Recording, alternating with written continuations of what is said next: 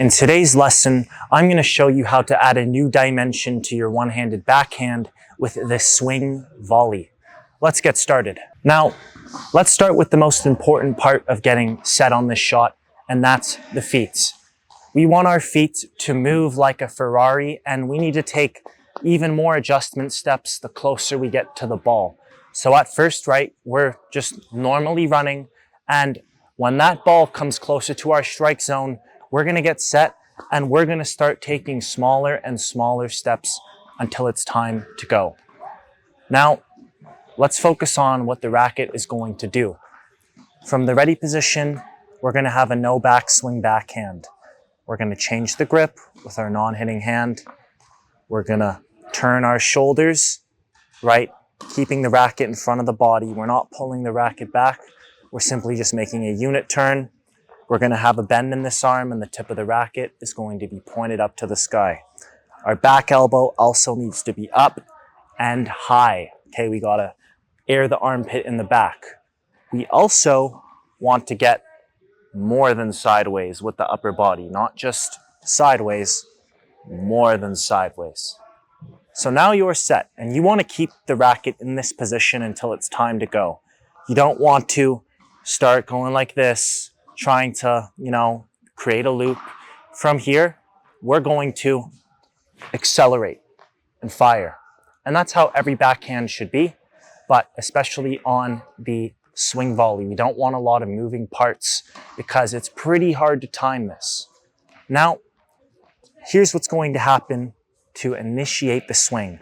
So from here, we're taking small adjustment steps, and before we start the swing, we're going to jump off our front foot, okay? And the jump is going to look like this. Boom. You want to jump and land on your front foot. You will probably need to jump on this shot because the contact point will not be ideal in every situation. You're going to be taking this ball, hopefully not from the back fence, because that would not be too smart. It would generally be used as a transitional shot, right? It's basically an approach shot, and high floating balls that land at what we call 3/4 court, which is in between the baseline and the service line. So that's the kind of ball that you want to look for if you're going to hit this shot and you're trying to get to the net. It doesn't have to be a winner, okay? You can just aim right through the middle and it can still be very powerful and effective. So after we've jumped, here's what's happening in the air. Okay, I'll try and keep this simple and not too complex. Number one, when we start to accelerate, we don't want to drop the wrist. The wrist needs to stay up and firm, okay? If you look here, my wrist is up and fixed. This is what it would look like if it wasn't. That's going to be flimsy and weak, and it's not going to work on a regular backhand either, just so you know. The racket head's got to be up. It stays above the table, it does not drop below the hand. We're not rolling the wrist, especially on the swing volley. Now we're keeping the wrist up. It's so important that we stay sideways.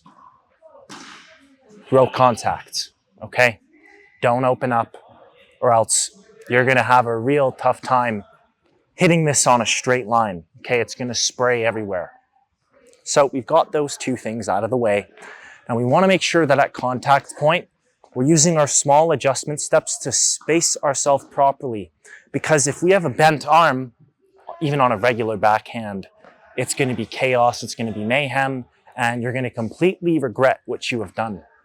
You want to make sure that we have levers for leverage, straight arms. We are actually swinging from the shoulder. The lower arm is not an independent part on this shot. So from here, we're not getting set. We're not taking the racket back any further. We're going to straighten out our arm and fire from the shoulder, okay? Keeping the wrist up. We go through the contact point and stay sideways. These are some things that you can easily implement on your one-handed backhand, not just on a swing volley, and they should make a really big difference. In any event, thanks for tuning in, and good luck with your one-handed backhand swing volley.